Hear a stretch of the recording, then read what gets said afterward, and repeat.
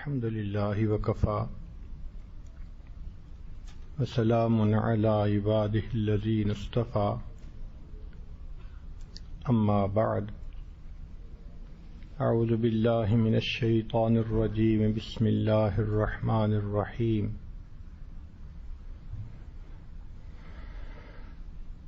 قل إن كنتم تحبون الله فاتبعوني يحببكم الله وقال الله تعالى في مقام آخر لقد كان لكم في رسول الله أسوة حسنة وقال رسول الله صلى الله عليه وسلم من أحب سنتي فقد أحبني ومن أحبني كان معي في الجنة سبحان ربك رب العزة عما يصفون وسلام على المرسلين والحمد لله رب العالمين اللهم صل على سيدنا محمد وعلى آل سيدنا محمد وبارك وسلم اللهم صل على سيدنا محمد وعلى آل سيدنا محمد وبارك وسلم اللهم صل على سيدنا محمد وعلى آل سيدنا محمد وبارك وسلم۔ جب بھی کوئی انسان باجماعت نماز ادا کرتا ہے تو مقتدی پر لازم ہوتا ہے کہ امام کی اتباع کرے۔ امام قیام میں ہو تو مقتدی قیام میں، امام رکوع میں ہو تو مقتدی رکوع میں، امام سجدے میں ہو تو مقتدی سجدے میں۔ اگر کوئی امام کی اقتداء نہیں کرے گا تو اس کی نماز قابل قبول نہیں ہوگی۔ بالکل اسی طرح اللہ کے پیارے حبیب صلی اللہ علیہ وسلم ہمارے لیے پوری زندگی کے امام ہیں۔ چنانچہ جو آدمی اپنی زندگی کو نبی علیہ الصلوۃ والسلام کی تعلیمات کے مطابق، طریقوں کے مطابق، سنتوں کے مطابق گزارے گا، اللہ رب العزت کے ہاں اس کی زندگی قبول ہوگی، وگرنہ قبولیت کے اندر رکاوٹ ہوگی۔ ہم نے دیکھا ہے کہ شادی کے موقع پر دلہن کو زیورات پہناتے ہیں تو ایک انڈرسٹینڈنگ یہ ہوتی ہے دلہن کے ذہن میں کہ میرے جس عضو کو زیور پہنایا جائے گا وہ زیادہ خوبصورت ہو جائے گا، میرے خاوند کی زیادہ محبت کی نظر اس پر پڑے گی۔ چنانچہ گلے میں لاکٹ ڈالتی ہے تو سمجھتی ہے یہ زیادہ خوبصورت ہے، انگلیوں کے اندر انگوٹھی ڈالتی ہے، سمجھتی ہے یہ زیادہ خوبصورت ہو گئی، کلائی پہ اگر وہ چوڑیاں پہنتی ہے تو سمجھتی ہے یہ زیادہ خوبصورت ہو گئی، کانوں کے اندر بالیاں ڈالتی ہے، سمجھتی ہے یہ کان زیادہ خوبصورت ہو گئے۔ گویا جس جس عضو میں وہ زیور پہنتی ہے وہ سمجھتی ہے کہ اب میں سج چکی، اب میرا خامد مجھے بہت پیار کی نظر سے دیکھے گا۔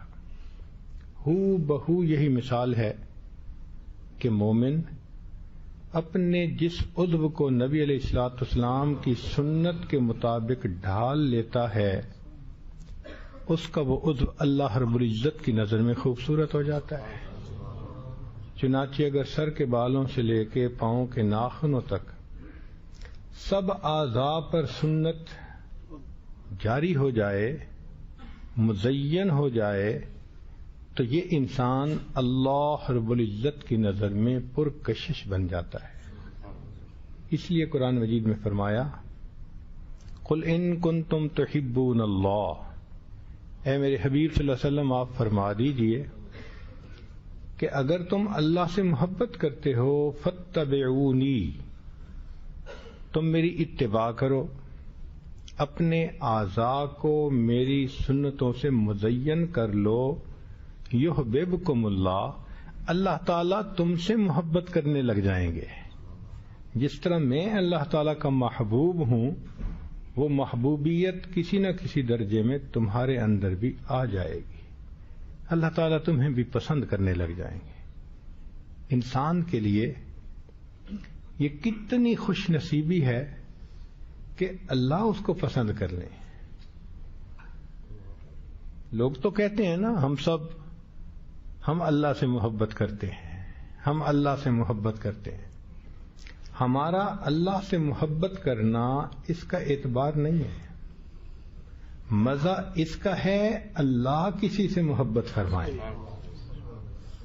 اس لیے کہنے والے نے کہا کہ اے اللہ، زندگی گزر گئی، سب لوگ کہتے ہیں ہم اللہ کے ہیں، اور میں بھی یہی کہتا ہوں میں اللہ کا ہوں، میں اللہ کا ہوں، میں اللہ کا ہوں. اے اللہ، ایک دفعہ تو آپ بھی کہہ دیجئے نا کہ تم میرے ہو. تو اللہ کو بندہ پسند آ جائے، یہ بندے کی معراج ہے. اس سے بڑی عظمت اور کوئی نہیں ہو سکتی. چنانچہ نبی علیہ الصلوۃ والسلام کی مبارک سنت کے بارے میں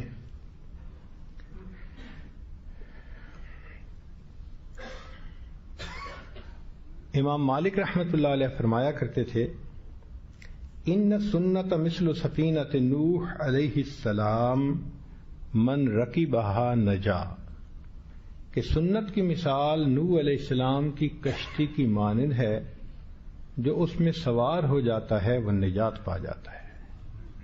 تو جس نے اپنے آپ کو سنت کے سفینے پہ سوار کر لیا، وہ زمانے کے فتنوں سے محفوظ ہو گیا. جس طرح نوح علیہ السلام کی کشتی کنارے لگ گئی تھی، ہر حال میں سنت پر عمل کرنے والا انسان اللہ اس کی ایمان کی کشتی کو بھی کنارے لگا دیتے ہیں. شاہ عبد العزیز رحمۃ اللہ علیہ فتح القدیر میں لکھتے ہیں، من تہاون بالسنت عوقب بحرمان الفرائض، جو شخص سنت کی اتباع میں سستی دکھاتا ہے اللہ تعالیٰ اس کو فرائض سے محروم فرما دیتے ہیں. تو سنت میں سستی کرنا فرائض سے محروم ہونے کا سبب بن جاتا ہے. اور انسان اگر سنتوں کی پابندی کرے تو اس کی زندگی میں برکتیں آ جاتی ہیں. چنانچہ نبی علیہ السلام نے فرمایا، من احب سنتی فقد احبنی، جس نے میری سنت سے محبت کی اس نے مجھ سے محبت کی. ومن احبنی کان معی فی الجنہ، اور جو مجھ سے محبت کرے گا وہ جنت میں میرے ساتھ ہوگا. ایک حدیث پاک میں نبی علیہ السلام نے فرمایا، من تمسک بسنتی عند فساد امتی فلہ اجر 100 شہید، جس نے میری ایک سنت پر اس وقت عمل کیا جب فساد کا زمانہ، کیا مانا کہ جب سنت پر عمل کرنا مشکل ہو جائے، جب سنت کو اپنانا ہاتھ پہ ہتھیلی پہ انگارہ رکھنے کی مانند مشکل ہو جائے، ایسے وقت میں جو میری سنت کو اپنائے گا، من تمسک بسنتی عند فساد امتی فلہ اجر 100 شہید، اللہ تعالیٰ ایک سنت اپنانے پر 100 شہیدوں کا ثواب عطا فرمائے. نبی علیہ الصلوۃ والسلام نے فرمایا، ترکت فیکم امرین، میں تمہارے اندر 2 چیزوں کو چھوڑ کے جا رہا ہوں، لن تضلوا، تم ہرگز گمراہ نہیں ہو سکتے، ان تمسکتم بہما، اگر تم ان دونوں کے ساتھ چپکے رہو گے، لگے رہو گے. کتاب اللہ و سنت نبی، ایک اللہ رب العزت کی کتاب اور دوسرا اس کے نبی علیہ الصلوۃ والسلام کی سنت ہے. تو سنت کو اپنانے میں انسان کی زندگی کی برکتوں کے دروازے کھل جاتے ہیں. چنانچہ تاتار خانیہ میں ایک مسئلہ لکھا ہے کہ جو شخص فجر کی سنتیں گھر میں پڑھ کر مسجد میں جائے، تہجد گھر میں پڑھنا بھی سنت ہے، اور فجر کی نماز سے پہلے کی جو سنتیں ہیں وہ بھی گھر میں پڑھ کے پھر فرضوں کے لیے مسجد میں جانا، یہ سنت ہے. تو لکھا ہے کہ جو فجر کی سنتیں گھر میں پڑھ کر جائے اللہ تعالیٰ اس کو 3 انعام عطا فرماتے ہیں. سب سے پہلے اس کے رزق میں اللہ کشادگی عطا فرما دیتے ہیں. آج دنیا رزق کے پیچھے بھاگی جا رہی ہے، پریشان حال ہیں. صبح اٹھتے ہیں تو پہلا خیال رزق کا، شام سونے لگتے ہیں تو آخری خیال رزق کا. ایسی کیفیت بن گئی ہے کہ ہر وقت یہ سوچ ہوتی ہے کاروبار کا کیا بنے گا، بزنس کا کیا بنے گا، دکان کا کیا بنے گا، میری نوکری کا کیا بنے گا. ایک سر پہ غم سوار ہوتا ہے. تو فرمایا کہ جو فجر کی سنتیں گھر میں پڑھ کر جائے 3 انعام ملتے ہیں. پہلا انعام اللہ تعالیٰ اس کے رزق میں کشادگی عطا فرماتے ہیں. دوسرا ایمان، اللہ تعالیٰ گھر کے جھگڑوں کو ختم فرما دیتے ہیں. یعنی میاں بیوی کے دل میں ایک دوسرے کی محبت پیدا کر دیتے ہیں، اور جہاں محبت موٹی ہوتی ہے وہاں عیب پتلے ہوتے ہیں، جہاں محبت پتلی ہوتی ہے وہاں عیب موٹے ہوتے ہیں. تو جب محبت موٹی ہو گئی تو عیب نظر ہی نہیں آتے. بچہ اپنی ماں کو تھپڑ مارتا ہے چھوٹا، محبت کی وجہ سے ماں اس کے ہاتھ چوم لیتی ہے. حق تو بنتا تھا کہ ایک تھپڑ اس کے رسید کرتی، مگر نہیں، محبت ہے نا، اس کو نادانی پہ محمول کر لیتی ہے اور اس کے ہاتھ کو چوم لیتی ہے. تو جب میاں بیوی کے درمیان محبت ہوگی تو جھگڑے خود بخود ختم ہو جائیں گے. یہ محبت کا کم ہو جانا یہ گناہوں کا وبال ہوتا ہے. اسی لیے تو ہم نے دیکھا خامن بھی عالم، بیوی بھی عالمہ، پھر نوک جھونک ہوتی رہتی ہے. بیوی کو خامن کے مقام کا پتہ ہے، خامن کو بیوی کے مرتبے کا پتہ کہ اسے خوش رکھنے سے اللہ خوش ہوں گے. اس کے باوجود آپس میں آرگومنٹس رہتے ہیں، سیٹلمنٹ نہیں ہوتی، پوری زندگی گزر جاتی ہے. اصل وجہ کیا؟ کوتاہیوں کی وجہ سے اللہ درمیان میں محبت کو پتلا کر دیتے ہیں. چھوٹی چیزیں بھی بڑی نظر آتی ہیں، چھوٹی چھوٹی باتیں بھی ایشو بن جاتی ہیں. وہ چیزیں جو انسان اگنور کر دے وہ انسان کے سینے پہ آ کے لگتی ہیں کہ جیسے کسی نے سینے پہ مونگ ڈل دیا میرے، تو جھگڑے شروع ہو جاتے ہیں. تو فرمایا کہ جو آدمی فجر کی سنتیں گھر میں پڑھ کر جاتا ہے اللہ تعالیٰ 3 انعام عطا فرماتے ہیں. پہلا انعام اس کے رزق میں برکت عطا کر دی جاتی ہے، کشادگی کر دی جاتی ہے. دوسرا انعام کہ گھر کے جھگڑے اللہ تعالی ختم فرما دیتے ہیں. اور تیسری چیز کہ اللہ تعالیٰ اس بندے کا ایمان پر خاتمہ عطا فرماتے ہیں. اب ان 3 انعامات کو سن کر تو بندے کا جی چاہتا ہے کہ اس پہ قربان ہو جائے، اس عمل کو اپنا لے. نہ عملیات والوں کے پیچھے بھاگنا پڑے گا، نہ حساب کروانے پڑیں گے، نہ جادو ٹونے کا رفڑا ہوگا، پرسکون زندگی ہوگی. اس لیے کہ اللہ رب العزت کی مدد شامل حال ہوگی. چنانچہ ہمارے اکابر ایک حدیث مبارکہ نقل فرماتے ہیں، من حفظ سنتی اکرمہم اللہ تعالی باربع خصال، کہ جو نبی علیہ الصلوۃ والسلام کی سنت کی حفاظت کرتا ہے اللہ اس کو 4 انعام عطا فرماتے ہیں.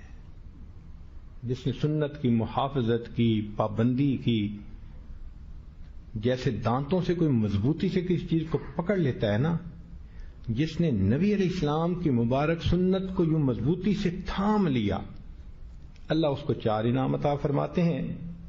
المحبت فی قلوب البررہ، پہلا انعام نیکوں کے دل میں اللہ اس کی محبت ڈال دیتے ہیں. جہاں وہ جاتا ہے سب اس سے محبت کرنے والے، اس لیے کہ لوگوں کے دل میں سنت کی محبت ہے تو اتباع سنت کی برکت سے اس سے بھی لوگ محبت کرتے ہیں. دوسری بات والہیبۃ فی قلوب الفجرہ، جو فسق و فجور میں لگے ہوئے ہوتے ہیں ان کے دلوں پہ اس کا رعب پیدا ہو جاتا ہے، ہیبت آ جاتی ہے. والسعۃ فی الرزق، اللہ رزق میں فراخی فرما دیتے ہیں. والثقۃ فی الدین، اللہ اس کے دین میں پختگی عطا فرما دیتے ہیں. تو سنت کی اتباع پر یہ 4 انعام بندے کو نصیب ہوتے ہیں. تو ہمیں چاہیے کہ ہم نبی علیہ الصلوۃ والسلام کی سنت کو اپنائیں جتنا بھی ہو سکتا ہے. کھانے پینے کی ہوں، لباس کی ہوں، بولنے کی ہوں، چلنے پھرنے کی ہوں، میاں بیوی کے معاملات ہوں یا معاشرت ہو، ہر کام میں ہر عمل کو سنت کے مطابق کرنے کی نیت کر لیں. ڈھونڈ کے سنتوں کو اپنائیں.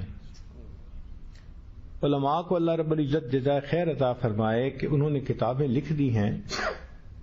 نبی علیہ السلام کی سنتیں گود سے لے کے گور تک، پوری زندگی میں محبوب صلی اللہ علیہ وسلم کی کیا سنتیں ہیں ان کو ایک کتاب میں جمع کر دیا. ہمارے لیے کھیر پک گئی، ہم نے صرف اس کو کھانا ہے، اس کو پڑھنا ہے اور اس پر عمل کرنا ہے. اگر ہم عمل کر لیں گے تو اللہ رب العزت کی نظر میں ہم محبوب بن جائیں گے. عام دستور دیکھا ہے کہ اگر ماڈل سامنے ہو تو کام کرنا آسان ہوتا ہے. فقط تھیوری کسی کو سمجھا دیں تو مشکل ہو جاتا ہے اس چیز کو بنانا. ایک سیمپل سامنے ہو تو اس کو بنانا بہت آسان ہوتا ہے.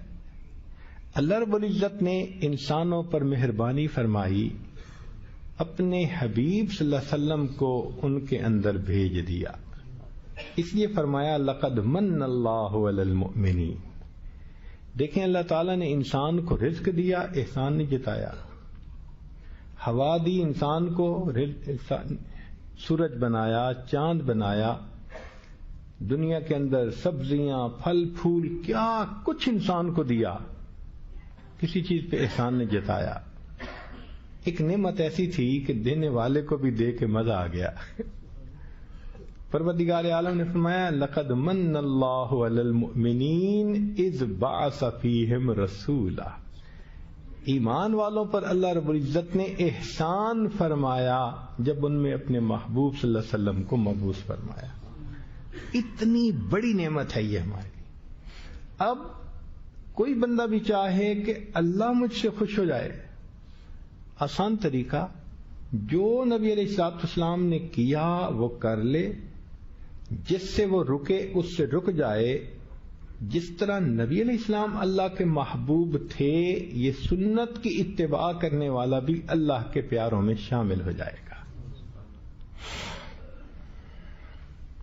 ہم نے دیکھا ہے کہ جب گوشت وغیرہ مذبح خانے میں کٹتا ہے تو اس پر مہر لگا دیتے ہیں، پھر اس کو ٹرانسپورٹ کرتے ہیں. اب راستے میں گورنمنٹ کے آفیسر چیک کر رہے ہوتے ہیں، وہ گاڑیوں کو روکتے ہیں، اس کو چیک کرتے ہیں کہ ایسا تو نہیں کہ کہیں پرائیویٹ سلاٹر ہاؤس بنا کے تو اس کو بغیر اپروول کے یہ لوگوں کو کھلانا شروع کر دیں. تو وہ دیکھتے ہیں، جس چیز کے اوپر مہر ہوتی ہے اس کو جانے دیتے ہیں اور جس پہ نہیں ہوتی اس کو روک لیتے ہیں. قیامت کے دن بالکل یہی معاملہ ہوگا. ہر انسان کے عمل اللہ رب العزت کے حضور پیش ہوں گے، فرشتے اس پہ دیکھیں گے سنت کی مہر لگی ہے یا نہیں لگی. جس عمل پہ سنت کی مہر ہوگی سب قبول، سب قبول، قبول ہے بھائی قبول ہے. اور جس پہ سنت کی مہر نہیں ہوگی اس کو پیچھے ریجیکٹ کر دیں گے.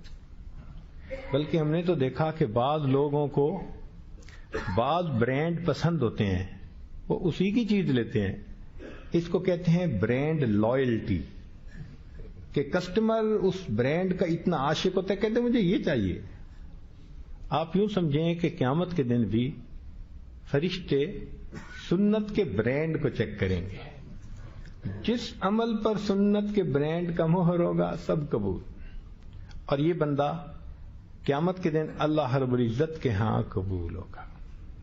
آپ نے کبھی تجربہ کیا ہوگا، آپ نے ویسٹ کوٹ بنوانی ہے تو آپ درزی کو ایک نمونہ دیتے ہیں بھئی یہ سائز ہے، یہ شیپ ہے، اس کے مطابق اس کپڑے کی ویسٹ کوٹ بنا دو. اب جب وہ ویسٹ کوٹ بنائے، نہ سائز اس جیسا نہ شیپ اس جیسی، تو آپ تو ویسٹ کوٹ کو نہیں لیں گے. آپ کہیں گے بھئی تمہیں نمونہ جو دیا تھا مجھے تو ہو بہو اس جیسی ویسٹ کوٹ چاہیے. آپ یوں سمجھیے کہ اللہ رب العزت نے اپنے حبیب صلی اللہ علیہ وسلم کو دنیا میں بھیج کر ہمیں نمونہ دکھا دیا. میرے بندو، قیامت کے دن جب تم میرے سامنے آؤ گے تو مجھے ایسا نمونہ چاہیے. بن جاؤ گے تو قبول ہو جاؤ گے، نہیں بنو گے تو تمہیں رد کر دیا جائے گا. مفسرین نے ایک عجیب نکتہ لکھا ہے کہ جب فرعون نے جادوگروں کو بلایا کہ موسیٰ علیہ السلام کے ساتھ مقابلے کے لیے آ جائیں، تو انہوں نے پوچھا بھئی اگر ہم کامیاب ہو گئے تو انعام کیا ملے گا؟ اس نے کہا انکم اذا لمن المقربین، تم میرے مقرب ہو جاؤ گے، یہ سب سے بڑا انعام ہوتا ہے، قرب مل جانا. تو جادوگر تیار ہو گئے. اب اس زمانے کا دستور تھا کہ جب بھی دو مقابلے کے لیے لوگ ہوتے، پہلوان ہوتے جنہوں نے کمپٹیشن کرنا ہوتا، تو ان کو یونیفارم پہنائی جاتی تھی. پھر فرعون آتا تھا، ایک پروٹوکول تھا. تو انہوں نے گورنمنٹ کے جو آفیسر تھے انہوں نے جادوگروں کا ایک لباس تھا وہ بنایا، موسیٰ علیہ السلام کو بھی دیا جی آپ بھی پہنے. وہ تو اللہ کے پیارے نبی علیہ السلام تھے، انہوں نے نہیں پہنا. اب پریشان ہوئے کہ اگر یہ نہیں کل پہن کے آئیں گے تو ہماری تو نوکری خطرے میں. پھر ان کا ذہن کام کرنا شروع کیا کہ اس کا حل کیا نکالے. تو ٹیلنٹڈ لوگ تو ہوتے ہیں نا. Some up came with a very bright idea کہ بھئی ایک جیسی یونیفارم ہونی چاہیے نا. ہم کہاں بھئی اگر جادوگروں جیسا لباس وہ نہیں پہنتے تو جادوگروں کو ان جیسا لباس پہنا دو، سملر ہو جائیں گے. ہم کہاں یہ بالکل ٹھیک ہے. چنانچہ انہوں نے موسیٰ علیہ السلام کی طرح جبے سلوا لیے، جادوگروں کو پہنا دیے. اب جب مقابلہ شروع ہوا تو اللہ تعالیٰ کی شان دیکھیے کہ اللہ رب العزت نے جادوگروں کو ہدایت عطا فرما دی.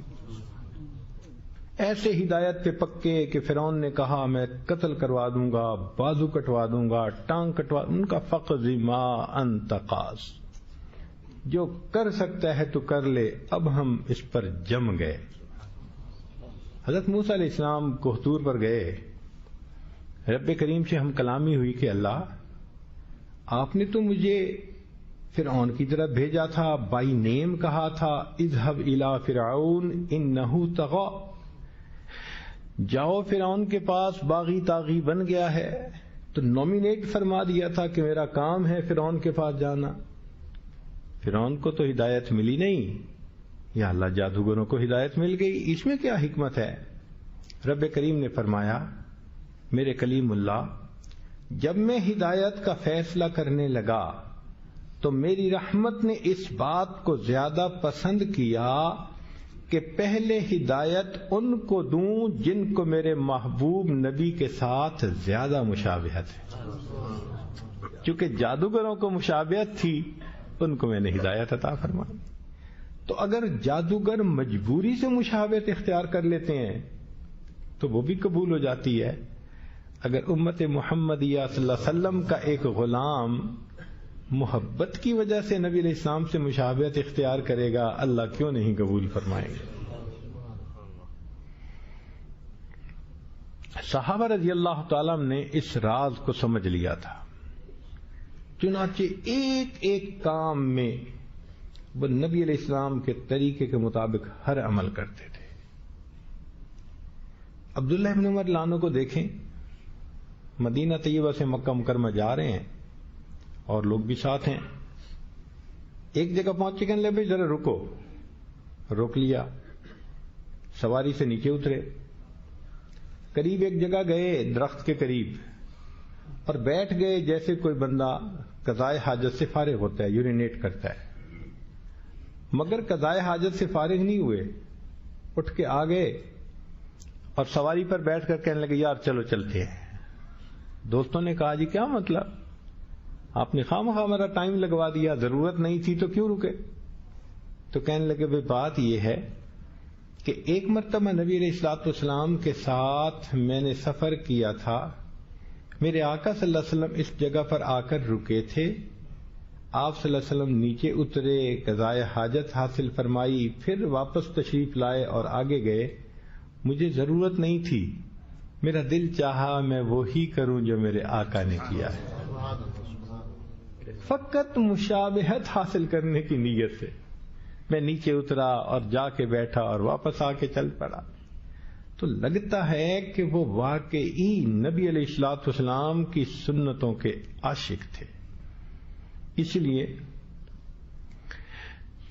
ان کی اتباع کا یہ عالم تھا۔ سیدنا صدیق اکبر رضی اللہ تعالیٰ عنہ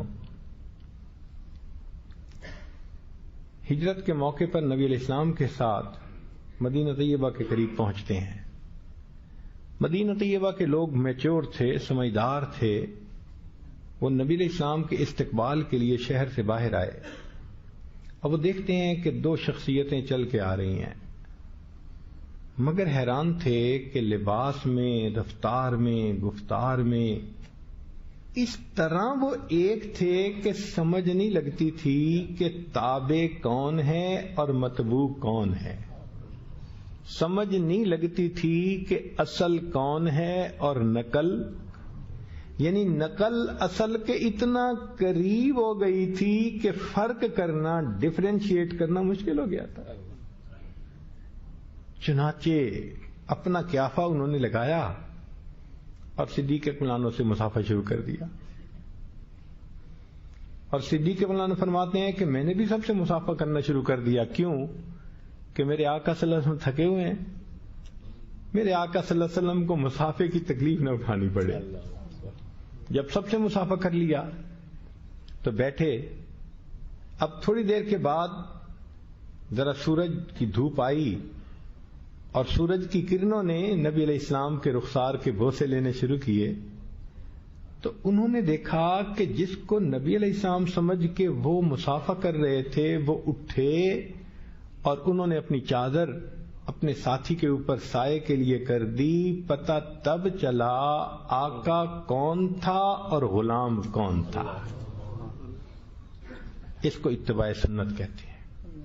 اس لیے سیرت کی کتابوں میں لکھا ہے کہ باہر ملکوں سے نمائندے آتے تھے نبی علیہ السلام کی خدمت میں، اور نبی علیہ السلام صحابہ کے درمیان بیٹھے ہوتے تھے، مگر اتنا مشابہت تھی سب میں کہ پوچھنا پڑتا تھا من منکم محمدہ، کہ تم میں محمد صلی اللہ علیہ وسلم کون ہے۔ ان کی یہ مشابہت فقط لباس یا وضاقتہ کی نہیں تھی، ان کی یہ مشابہت ان کے پورے اعمال کے بارے میں تھی۔ چنانچہ اس کی دلیل سن لیجئے کہ ہجرت جب نبی علیہ الصلوۃ والسلام نے غار حرا میں کچھ وقت گزارا تو اللہ رب العزت نے وحی عطا فرمائی، تو جبریل علیہ السلام کو اپنی اصلی شکل میں دیکھ کے نبی علیہ السلام پر ایک خوف طاری ہو گیا۔ یہ ایک طبعی سی چیز ہے، خلاف معمول کوئی چیز دیکھ کے انسان تھوڑا خوف زدہ ہوتا ہے۔ تو نبی علیہ الصلوۃ والسلام گھر گئے، زملونی زملونی، مجھے کمبل اڑا دو، کمبل اڑا دو، ذرا سردی لگ رہی تھی۔ تو خدیجہ الکبریٰ رضی اللہ تعالی عنہا نے کمبل اڑا دیا۔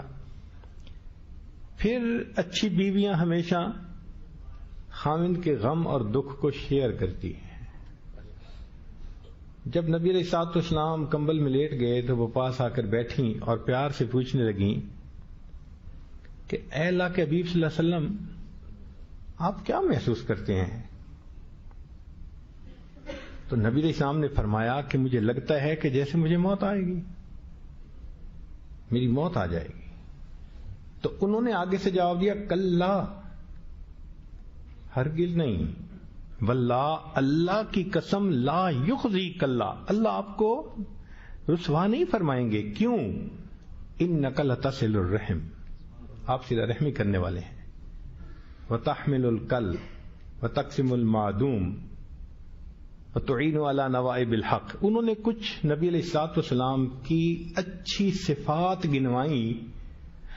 آپ رشتے ناطے جوڑنے والے ہیں، لوگوں کے بوجھ اٹھانے والے ہیں، آپ خیر کے کام میں لوگوں کی مدد کرنے والے ہیں، تقرئ الضیف مہمان نوازی کرنے والے ہیں. آپ کے اندر تو اتنی خوبیاں ہیں، اللہ آپ کو کیسے ضائع کر دیں گے؟ یہ سپورٹ ہوتی ہے، مورل سپورٹ جو بی بی نے اس وقت دی. تو نبی علیہ السلام کے دل کو تسلی ہو گئی. اب ذرا غور کیجیے کہ جب نبی علیہ الصلوۃ والسلام نے دین کا پیغام دیا اور قریش مکہ مخالفت پر کمر بستہ ہو گئے تو انہوں نے مکہ مکرمہ میں مسلمانوں کا جینا تنگ کر دیا. بہت تکلیفیں، حتیٰ کہ بعض صحابہ نے نبی علیہ السلام سے اجازت لے کر حبشہ کی طرف ہجرت کر لی. صدیق اکبر نے بھی ایک موقع پر اجازت مانگی، نبی السلام نے اجازت دے دی. اب صدیق اکبر حبشہ ہجرت کی نیت سے نکل پڑے مکہ مکرمہ سے باہر. جب مکہ مکرمہ سے باہر نکلے تو اس وقت قریش مکہ میں سے ایک آدمی تھا جو ان کو قریب سے جانتا تھا. وہ ملا، ابو بکر کہاں جا رہے ہو؟ یار تم ہمیں تو جینے نہیں دیتے شہر میں، ہم جا رہے ہیں. اس نے کہا یار تیرے جیسے بندے نہیں، انک لتصل الرحم وتکسب المعدوم. جو بخاری شریف کے اندر نبی علیہ السلام کی خوبیاں خدیجۃ الکبریٰ نے بیان کی تھیں، ایک کافر وہی خوبیاں ابو بکر صدیق کے بیان کرتا ہے. اتنی مشابہت تھی. اللہ اکبر کبیرہ.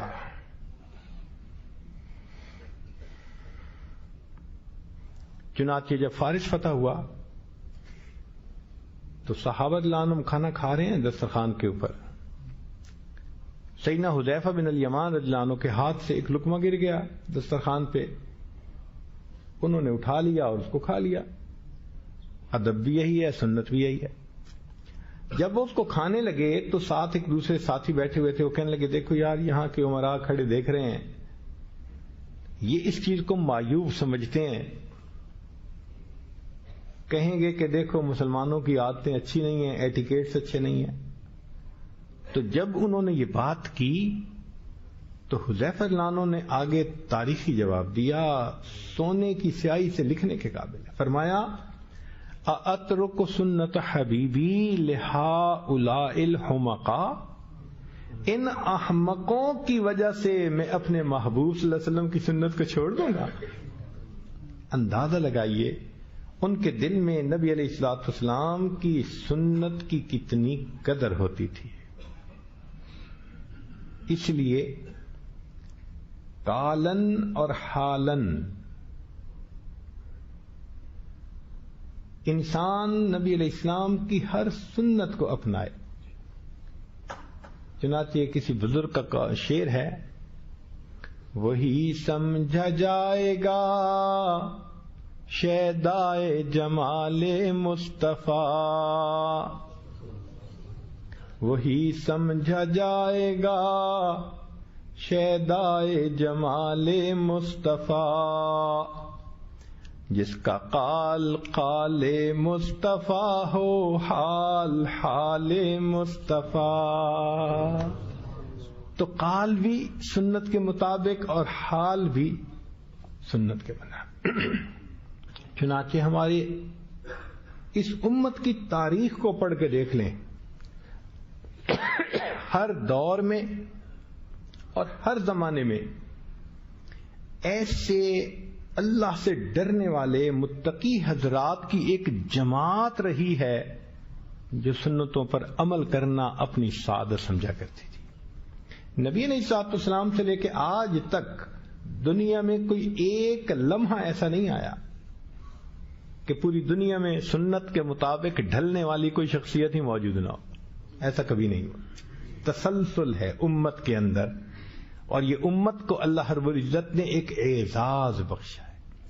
ہمارے اکابر کتنا سنت کے مطابق ہوتے تھے. سن لیجئے، عبداللہ ابن مبارک رحمت اللہ علیہ امام اعظم ابو حنیفہ رحمۃ اللہ علیہ کے یہ شاگرد تھے، جو امام صاحب کے 40 خاص شاگرد تھے، بڑے بڑے فقہا علماء جو استنباط مسائل میں شریک ہوتے تھے، ان سے بحث کرتے تھے اور بالآخر ایک مسئلے کو فائنل کیا جاتا تھا۔ اس لیے کہتے ہیں کہ حنفی جو فقہ ہے وہ شورائی فقہ ہے، وَأَمْرُهُمْ شُورَى بَيْنَهُمْ۔ یہ اعزاز ہے اس فقہ کا کہ 40 حضرات سب اس پر بحث کرتے تھے، دلائل دیتے تھے، بالآخر ایک کے اوپر سب اکٹھے ہو جاتے تھے اور اس مسئلے کو فائنل کیا جاتا تھا، اور زید لانو ایک امام تھے، وہ اس کو لکھ لیا کرتے تھے۔ خیر، اب اس مجلس مشاورت میں کیسے لوگ تھے؟ اللہ اکبر، امام ابو یوسف رحمت اللہ علیہ جیسے کثیر الحدیث عالم تھے، ان کا لقب تھا المنصف فی الحدیث۔ یہ امام ابو یوسف کا ان کو لوگوں نے لقب دیا ہوا تھا۔ امام محمد رحمت اللہ علیہ جو اجتہاد کے ماہر تھے وہ بھی اس میں موجود تھے۔ امام ظفر رحمت اللہ علیہ جو قیاس اور استحسان کے بادشاہ تھے وہ بھی ان میں تھے۔ داؤد طائی رحمت اللہ علیہ جو تقوی کے پہاڑ تھے وہ بھی اس میں موجود تھے۔ ایسے ایسے حضرات تھے با خدا لوگ، علم کے پہاڑ، جبال العلم جن کو کہا جاتا ہے، اور یہ سب حضرات مل کر مسائل کا استنبال کرتے تھے۔ ان میں ایک تھے عبداللہ ابن مبارک رحمت اللہ علیہ۔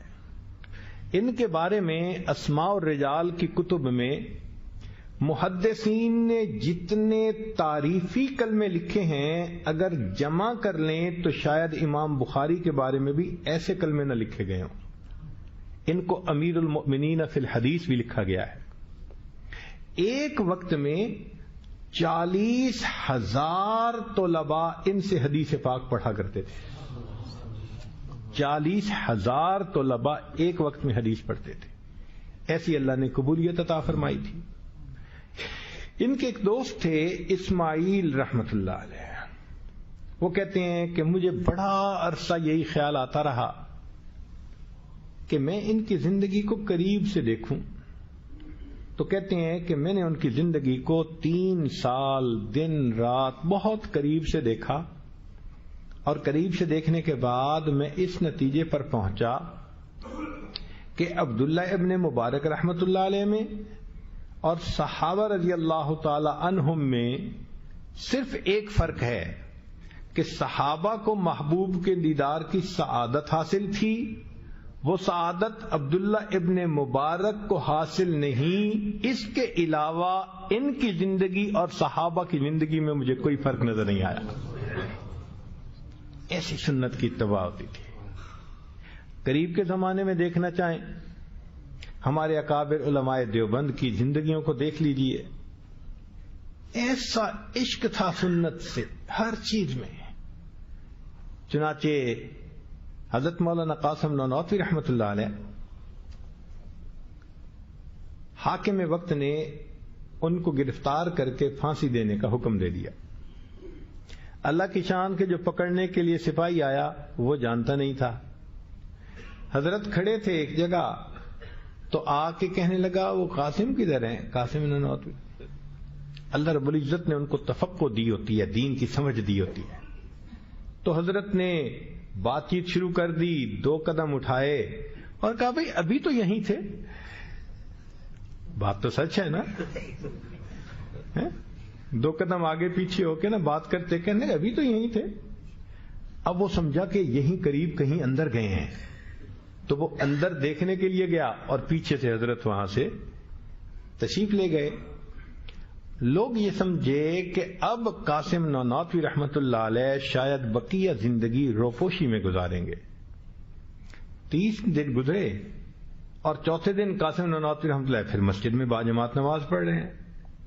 ایک آدمی نے دیکھا، اس نے کہا آپ کو پتہ ہے کہ جان کا خوف ہے، اور جان کے خوف کے وقت میں تو فقہا نے بھی لکھا ہے کہ جماعت کے ساتھ نماز ساقط ہو جاتی ہے، اکیلا پڑھ لے اگر جان کا خوف ہے۔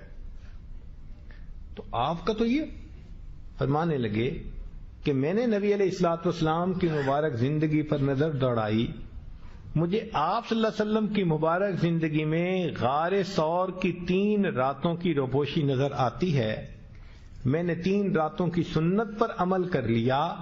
اب میں سامنے ہوں، اگر کوئی پکڑ کر جائے گا میں پھانسی کو چوم کے پھانسی پہ چڑھ جاؤں گا.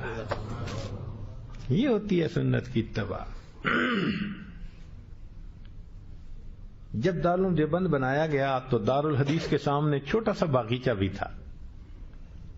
اب حضرت نانوتوی رحمۃ اللہ علیہ نے گلاب کے پھول منگوائے، پودے منگوائے، اور مالی کو کہا کہ بھئی یہ پودے یہاں لگاؤ. روز آ کے پوچھتے کہ وہ پودے چلے یا نہیں، کیونکہ گلاب کا پودا اس کو اگر ری پلانٹ کریں تو اس کا جو ڈیتھ ریٹ ہوتا ہے وہ کافی زیادہ ہوتا ہے، مشکل چلتا ہے. تو وہ آ کے روز پوچھتے کہ بھئی پودے چل رہے ہیں؟ جی چل رہے ہیں. ایک دن اس نے کہہ دیا کہ حضرت اور بھی اتنے پھول لگوائے ہیں تو آپ صرف اسی پودے کے بارے میں اتنے فکر مند کیوں ہیں، کیوں پارٹیکولر ہیں اس کے بارے میں؟ تو فرمایا کہ میں نے کتابوں میں پڑھا ہے کہ محبوب صلی اللہ علیہ وسلم کے جسم اطہر سے اور آپ کے پسینے مبارک سے جو خوشبو آیا کرتی تھی، گلاب کی خوشبو اس خوشبو کے بہت قریب ہے. تو میں نے یہ پھول لگوا دیا، مجھے آقا صلی اللہ علیہ وسلم کے جسم اطہر کی خوشبو کو یاد کرنے کا موقع مل جائے. حضرت مدنی رحمت اللہ علیہ 18 سال حدیث پاک کا درس دیا مسجد نبی میں، پھر تشریف لے آئے تو دارالعلوم دیوبند میں حدیث پڑھانے لگ گئے. اب حضرت جب آئے نا تو حضرت نے اس چھوٹے سے باغیچے میں ایک کیکر کا درخت لگوایا. کیکر کا درخت جو ہوتا ہے اس میں کانٹے ہوتے ہیں، نہ پھول ہوتے ہیں نہ پھل ہوتے ہیں.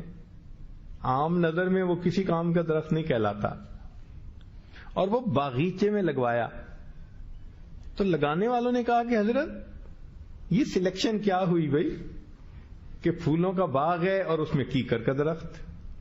تو فرمانے لگے کہ میں نے حدیث پاک پہ نظر دوڑائی تو نبی علیہ الصلوۃ والسلام نے صلح حدیبیہ کے موقع پہ جس درخت کے نیچے بیعت لی تھی تحت الشجرہ، وہ کیکر کا درخت تھا.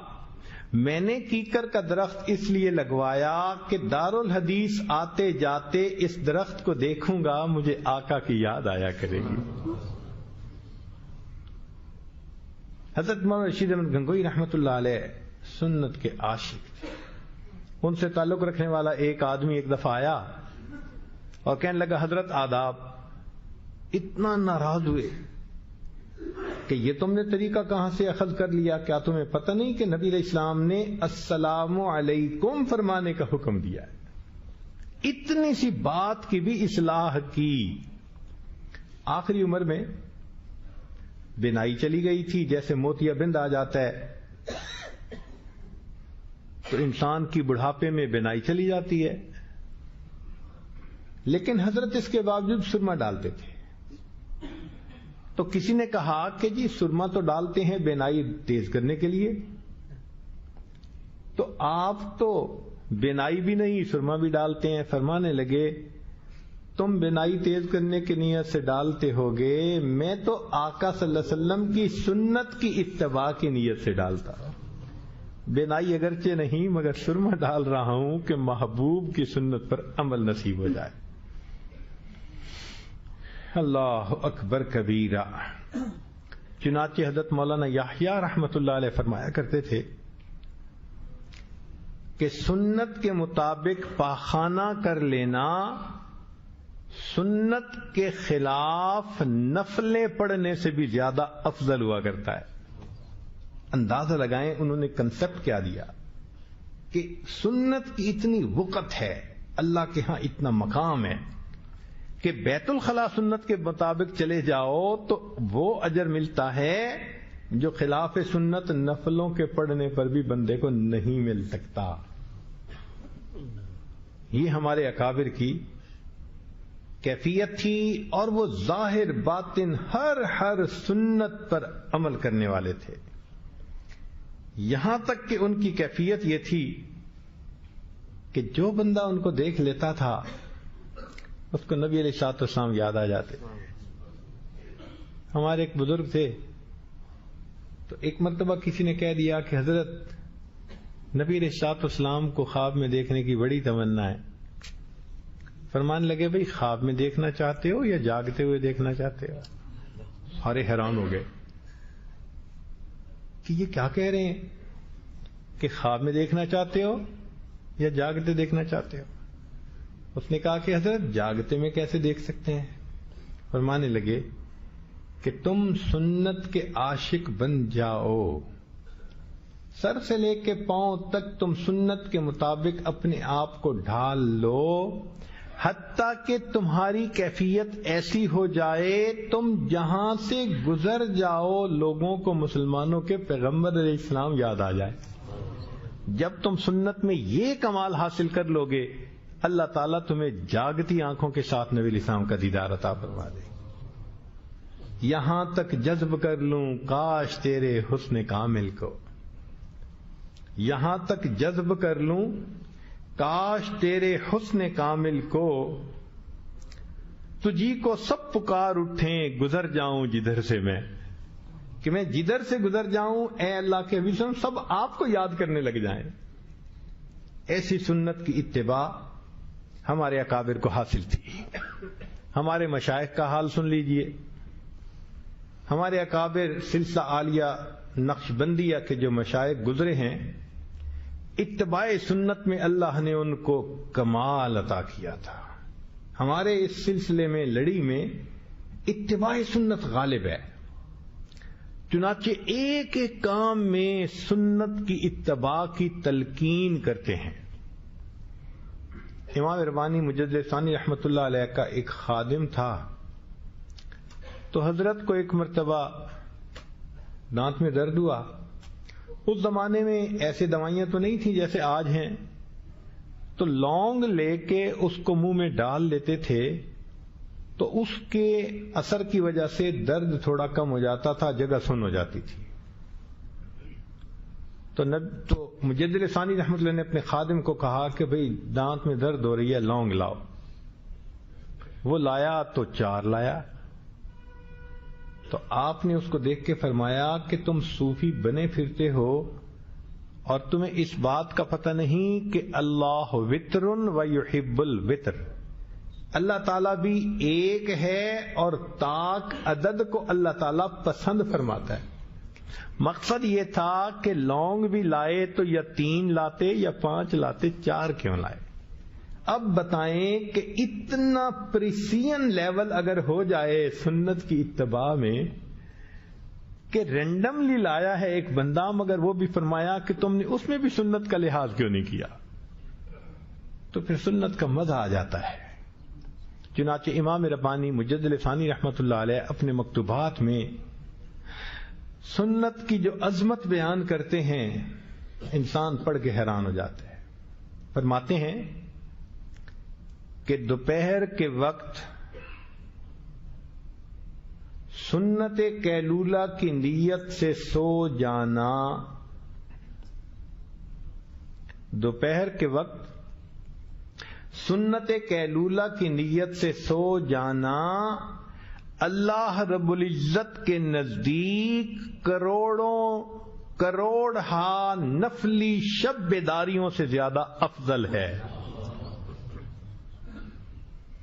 دوپہر کے وقت سنت قیلولہ کی نیت سے تھوڑی دیر سو جانا اللہ رب العزت کے نزدیک کروڑ ہا نفلی شب بیداریوں سے زیادہ افضل ہے. یہ سنت کا اہتمام تھا. چنانچہ اپنے ایک مکتوب میں ایک عجیب بات فرماتے ہیں، ہمارے اکابر یعنی ہمارے جو اوپر مشائخ گزرے ہیں، ہمارے اکابر شرع شریف کے نفیس موتیوں کو، شرع شریف جو ہے اس کے احکام کو نفیس موتیوں سے تشبیہ دی. تو الفاظ کا چوائس بتا رہا ہے کہ کتنی عظمت ہے دل کے اندر. ہمارے اکابر شرع شریف کے نفیس موتیوں کو بچوں کی مانند وجد و حال کے بدلے نہیں دیتے. اب اس کو سمجھنے کے لیے شیخ سعدی رحمت اللہ علیہ کا واقعہ سن لیجئے. وہ فرماتے ہیں کہ میں چھوٹا تھا تو میری امی نے مجھے سونے کی انگوٹھی بنا کے ڈال دی محبت میں. اب وہ انگوٹھی پہن کے میں باہر گیا تو ایک ٹھگ مل گیا. اس نے مجھے بلایا، بلا کے کہا کہ ذرا اس انگوٹھی کو چوسو. میں نے انگوٹھی کو چوسا تو بے مزہ. اس نے جیب سے گڑ کی ڈلی نکالی، کہتا ہے اس کو چوسو تو بڑا مزیدار. کہتے ہیں مزیدار چیز لے لو، بے مزہ دے دو. اور کہتے ہیں کہ میں نے ڈیل کر لی. اس نے میری انگوٹھی اتار لی، گڑ کی ڈلی دے کے چلا گیا. تو فرماتے ہیں کہ ہمارے مشائخ بچوں کی مانند شرع شریف کے نفیس موتیوں کو وجد و حال، یعنی یہ جو حال کیفیتیں طاری ہوتی ہیں، اس کو اخروٹ منقع کہا کہ یہ وجد و حال اخروٹ منقع ہے. تو فرماتے ہیں ہمارے اکابر شرع شریف کے نفیس موتیوں کو بچوں کی مانند وجد و حال کے جود و مویز کے بدلے نہیں دیتے، نص فس کی طرف مائل نہیں ہوتے. یعنی احکام شریعت نصوص شرعیہ، اس کو نص کہا. اور ایک کتاب ہے فصوص الحکم تصوف کی، اس کو فس کہا. اور فرمایا کہ فتوحات مدنیہ سے فتوحات مکیہ کی طرف التفات ہی نہیں کرتے. فتوحات مدنیہ سے مراد احادیث، اور فتوحات مکیہ ابن عربی رحمت اللہ کی تصوف کی مشہور کتاب ہے. ذرا غور کیجئے کیا شان سے یہ کلام فرما رہے ہیں. ہمارے مشائخ شرع شریف کے نفیس موتیوں کو بچوں کی مانند وجد و حال کے جود و مویز کے بدلے نہیں دیتے، نص فس کی طرف مائل نہیں ہوتے، فتوحات مدنیہ سے فتوحات مکیہ کی طرف التفات نہیں کرتے. ان کا کارخانہ بلند ہے، ان کی شان بلند ہے. اتنا سنت کا اہتمام امام ربانی مجدد ثانی رحمت اللہ علیہ نے سکھایا ہے. چنانچہ جو بندہ سنت کی اتباع کرے، اللہ رب العزت کی خصوصی رحمتیں متوجہ ہوتی ہیں. شاہ علی احمد دہلوی رحمۃ اللہ نے لکھا ہے کہ میں ایک دفعہ مواجہ شریف پہ حاضر ہوا تو میں نے دیکھا کہ جن لوگوں کو علم حدیث کے ساتھ خاص محبت ہے، شغف ہے، سنت کی اتباع جن کا نقد سرمایہ ہے، فرماتے ہیں کہ محبوب صلی اللہ علیہ وسلم کے قلب اطہر سے سورج کی کرنوں کی مانند نور کی کرنیں نکل کر ان کے سینوں پر پڑا کرتی ہیں. فرماتے ہیں میں نے کشف کی نظر سے دیکھا. تو جو متبع سنت انسان ہوتا ہے وہ اللہ رب العزت کو بہت پسندیدہ ہوتا ہے. اس لیے ہمیں چاہیے کہ ہم ایک ایک سنت پر محبت کے ساتھ عمل کرنے والے بن جائیں. آج ہم کہنے کو تو عاشق رسول بنتے ہیں، لیکن سنت کی اتباع میں اگر غور کریں تو ہم اس کا خیال ہی نہیں کرتے. اس کا خیال ہی نہیں کرتے. کیسے؟ مرزا بیدل ایک شاعر تھے، انہوں نے فارسی میں کچھ اشعار لکھے. تو ایران کے ایک شاعر نے جب ان کو پڑھا، صوفی مزاج تھے، ان کو بہت اچھے لگے.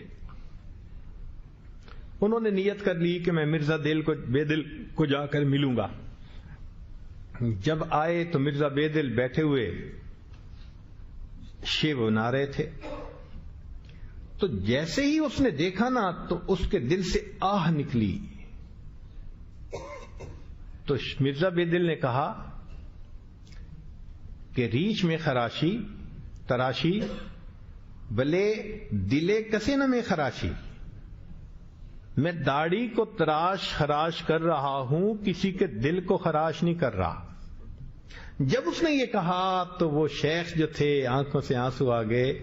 کہنے لگے اللہ کے بندے، بھلے دلے رسول اللہ صلی اللہ علیہ وسلم میں خراشی، تو کسی چھوٹے کے نہیں، تو اللہ کے حبیب صلی اللہ علیہ وسلم کے دل پہ چھری چلا. ایسی اخلاص کی بات کی کہ مرزا بیدل نے سچی توبہ کر لی اور کہا جزاک اللہ کہ چشمم باز کر دی، مرابا جان جاں ہم راز کر دی. تو جن کو سنت کی اہمیت ہوتی ہے وہ تو ایک ایک چیز میں سنت کے مطابق عمل کرنے والے ہوتے ہیں. آپ اگر انصاف کی نظر اپنے گھر پہ دوڑائیں، ہمارے گھروں میں آج سنت کی قدر و قیمت چند ٹکوں کے برابر بھی نہیں رہی. وہ کیسے؟ توجہ فرمائیے گا.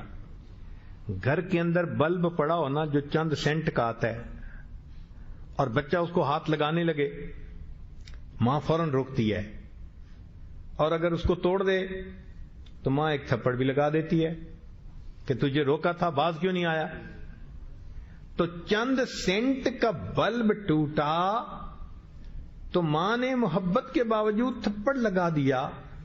اسی گھر کے اندر یہ بچے نبی علیہ الصلوۃ والسلام کی مبارک سنت کو توڑتے ہیں، ماں کے سر پہ جوں بھی نہیں رینگتے. نہ ماں خیال کرتی ہے، نہ باپ خیال کرتا ہے، کوئی احساس بھی نہیں کرتا کہ کچھ ہوا ہے یا نہیں ہوا. سنت کا ٹوٹنا چند ٹکوں سے بھی زیادہ آسان کی کم تر بن گیا ہے ہمارے گھروں میں. کردار ہمارا ایسا ہے، عمل ہمارا ایسا ہے، زبان سے محبت کے جو دعوے کرتے پھریں. ویسے غور کیجئے، جب بیٹے کی شادی کا وقت آتا ہے نا تو ماں باپ بیٹھ کے سوچتے ہیں کہ بھائی شادی کا معاملہ ہے، جو ناراض ہیں رشتہ دار ان کو منا لینا چاہیے. کسی کی طرف خود چل کے جاتے ہیں، معافی مانگ لیتے ہیں، کسی کی طرف رشتہ داروں کو بھیج دیتے ہیں، کسی کو فون کر دیتے ہیں، اور جی خوشی کا موقع ہے، سب کو ہونا چاہیے خوشی میں شامل. سارے رشتہ داروں کو بلا لیتے ہیں. اگر گھر کا کوئی ڈرائیور ناراض ہو گیا تھا اس کو بھی پیغام بھیج دیتے ہیں. کوئی کام کرنے والی عورت جو گھر میں کام کرتی تھی وہ خفا تو اس کو بھی بلا لیتے ہیں. نوکر تھا اس کو بھی بلا لیتے ہیں. یعنی شادی کے موقع پہ تمام لوگوں کی منتیں کر کے، معافیاں مانگ کے ان کو منا لیتے ہیں. جب شادی کا دن آتا ہے نبی علیہ السلام کی سنتوں کو گھر سے نکال دیتے ہیں. کیا محبوب صلی اللہ علیہ وسلم کی سنتوں کی قدر ایک ڈرائیور کی عزت کے برابر بھی نہ رہی کہ کام کرنے والی ماسی کا تو اتنا خیال اور محبوب صلی اللہ علیہ وسلم کی سنتوں کا خیال ہی نہیں. شادی کے موقع پہ رسم و رواج سنتوں کا پتہ ہی نہیں ہوتا کہ کیا ہے یا کیا. تو پریکٹیکلی اگر آپ دیکھیں تو ہمارے گھروں میں نبی علیہ الصلوۃ والسلام کی سنتوں کا آج وہ اہتمام نہیں رہا. سچ عرض کروں، اپنوں میں بات کرنی آسان ہوتی ہے، بندہ دل کا دکھ کہہ دیتا ہے. آج ہمارے گھر، بازار، گلی کوچے نبی علیہ الصلوۃ والسلام کی سنتوں کی مذبح گاہیں بن چکے ہیں. کون سا گھر ہے جس میں سنتیں ذبح نہیں ہو رہی؟ الا ماشاء اللہ. احساس ہے ہمیں اس بات کا کہ ہم سنت کو توڑ رہے ہیں. اللہ تعالیٰ کو کتنا اس پر جلال آتا ہوگا کہ میرے محبوب صلی اللہ علیہ وسلم کے طریقوں کی اہمیت ہی دل میں نہیں رہی. تو ہم دل میں سنت کی اہمیت کو پیدا کریں. اور ہمارے نزدیک سینکڑوں روپوں کی کوئی چیز خراب ہو جائے تو کچھ احساس نہیں، مگر محبوب کی سنت میں فرق نہ آنے پائے. اگر یہ سیکھنا ہے تو محمود سے سیکھیے، ایاز سے سیکھیے. محمود ایک نیک دل بادشاہ تھا اور اس کا ایک خادم تھا جس کا نام ایاز تھا. تو محمود کو اس کو بڑی محبت تھی. لوگوں نے اعتراض کیا، جی آپ کو اس سے بڑی محبت ہے، عقل میں ہم اچھے، شکل میں اچھے، نسب میں اچھے، ہر اعتبار سے اچھے، ہمارے اوپر وہ نظر نہیں جو اس پر ہے. تو محمود نے سوچا کہ اچھا میں ان کو یہ بات سمجھاؤں گا. تو اندر سے وہ ایک دن ہیرا لے کے آیا. قیمتی ہیرا تھا، کئی کیرٹ کا تھا، اور ہتھوڑا بھی لایا اور اعلان کر دیا. کہنے لگا کہ میں آج تم سب کے آئی کیو لیول کو چیک کروں گا. لوگ بڑے سکیئرڈ ہو گئے. اس نے پہلے بندے کو دیا، لو بھائی یہ ڈائمنڈ ہے اور یہ تھوڑا ہے، اس کو ذرا توڑ دو. اس نے کہا میری تو عقل کے امتحان ہونے، اور میں تو ویلیو جانتا ہوں کہ اتنے کیرٹ کے ڈائمنڈ کی کیا ہوتی ہے ویلیو. اس نے کہا بادشاہ سلامت یہ اتنا خوبصورت کیرٹ کا وہ ہے، اس کو تو بالکل نہیں توڑنا چاہیے، بلکہ یہ تو آپ کے تاج میں سجنا چاہیے. معذرت کی، اس نے خوش ہو کے اس سے ہتھوڑا اور لے لیا، پھر دوسرے کو دیا. اس نے بھی دیکھا کہ بادشاہ خوش ہو گیا پہلے کے جواب پہ، اس نے بھی مختلف الفاظ میں سیم بات، تیسرے نے بھی سیم بات، سب نے ایک جیسی باتیں کی. بالآخر ایاز کی باری آئی. محمود نے اس کو ہیرا دیا اور ساتھ ہتھوڑا دیا. ایاز یہ ہیرا توڑ دو. ایاز نے اس کو زمین پہ رکھا اور ایک ہتھوڑا جو لگایا چورا چور کر دیا اس کو. جب ایسا کیا تو وہ جو لوگ تھے وہ بڑے خوش کہ یہ گنوار آدمی، جاہل انسان، اس کو کیا پتا کس چیز کی کیا ویلیو ہوتی ہے، اس نے چیز کو توڑ دیا. اب اس کو بادشاہ ذرا دھکا دیتا ہے یہاں سے. بادشاہ تھوڑی دیر خاموش رہا، پھر اس نے کہا ایاز تو نے ہیرے کو توڑ دیا؟ تو ایاز نے جواب دیا بادشاہ سلامت میرے سامنے دو صورتیں تھیں، آپ نے حکم دیا ہیرے کو توڑ دو. اب اگر تو میں توڑ دیتا تو حکم کی تعمیل ہو جاتی، نہ توڑتا تو ہیرا تو بچ جاتا، آپ کا حکم ٹوٹ جاتا، اور آپ کا حکم میری نظر میں ایسے ہزاروں ہیروں سے زیادہ قیمتی ہے. اگر ایک گنوار آدمی، دیہاتی آدمی بادشاہ کے حکم کا اتنا احترام جانتا ہے تو ایک امتی ہونے کے ناطے ہمیں بھی تو اپنے محبوب صلی اللہ علیہ وسلم کی سنتوں کا اہمیت کو جاننا چاہیے نا. تو بس اس بات کا خیال رکھیں کہ صبح سے لے کے رات تک ہر کام کو سنت کے مطابق کرنا ہے، اور کوئی کام نہ خلاف سنت کرنا ہے نہ خلاف سنت ہوتے ہوئے دیکھنا ہے. جھگڑا نہیں کرنا، اصلاح کی کوشش کرنی ہے، سمجھانا ہے. یہ کیسے ہو سکتا ہے کہ اتنی محبوبہ بیوی ہو اور ہماری آنکھوں کے سامنے سنت توڑے، اتنا محبوب بیٹا ہو اور آنکھوں کے سامنے سنت کے ساتھ یہ مذاق کرے؟ ایسا ہرگز نہیں ہونا چاہیے. تو سنت کا عاشق وہ ہوگا جو اپنے گھر کو نبی علیہ الصلوۃ والسلام کی سنتوں کا گلشن بنا دے گا. گھر کے سب افراد سنت کے مطابق زندگی گزارنے والے، ایک ایک عمل سنت کے مطابق کرنے والے. یاد رکھنا قیامت کے دن اگر ہم نے جا کر عرض کیا اللہ آپ کے نبی علیہ السلام کے امتی آ گئے ہیں، اور رب کریم نے صرف ایک کوسچن پوچھا کہ تم نے ایک ایسے وقت میں زندگی گزاری جب لوگ اپنی چیزوں کا تعارف کرواتی تھی. آج کل تو ایڈورٹائزمنٹ کا زمانہ ہے، جو پروڈکٹ کوئی بنائے پوری دنیا میں اس کی ایڈورٹائزمنٹ ہوتی ہے، لوگوں کو بتایا جاتا ہے دیکھو ہمارے پاس یہ ہے. لوگوں نے اپنی چیزوں کا تعارف کروایا، چھوٹی سی بڑی چیز کا، کمپیوٹر کو دیکھو، آج سیل فون کو دیکھو، یہ کچے اور پکے مکان میں پہنچ گئے.